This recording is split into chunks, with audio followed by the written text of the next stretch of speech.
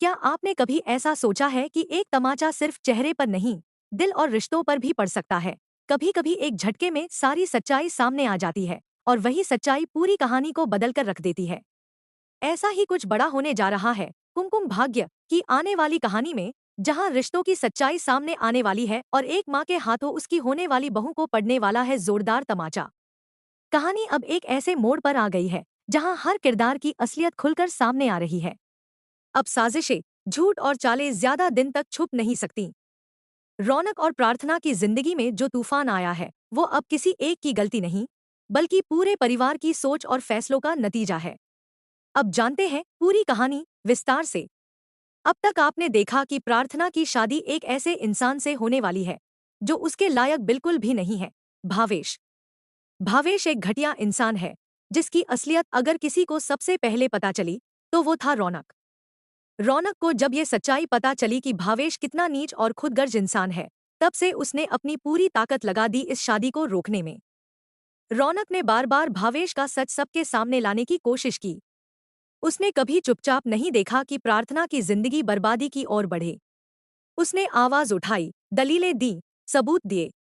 लेकिन अफसोस, प्रार्थना की नकली मां, यानी उसकी सौतेली मां, ने इन सब बातों को नजरअंदाज कर दिया।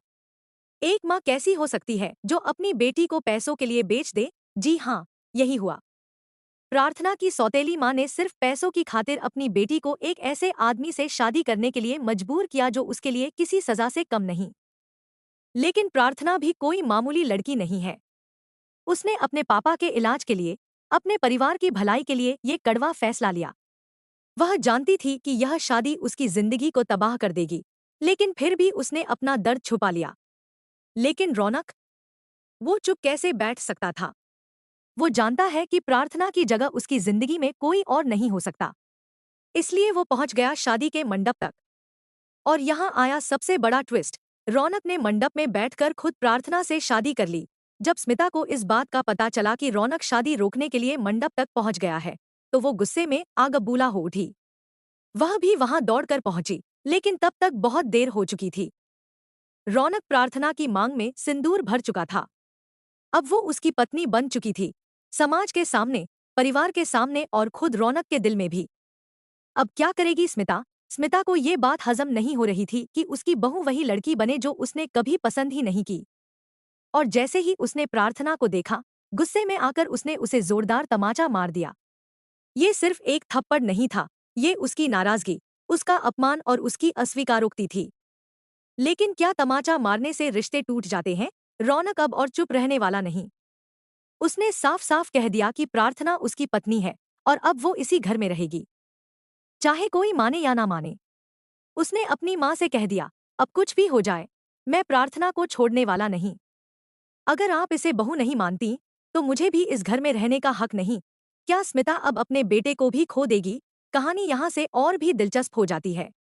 एक तरफ है माँ की जिद और परंपरा, तो दूसरी तरफ है बेटे का प्यार और सच्चाई।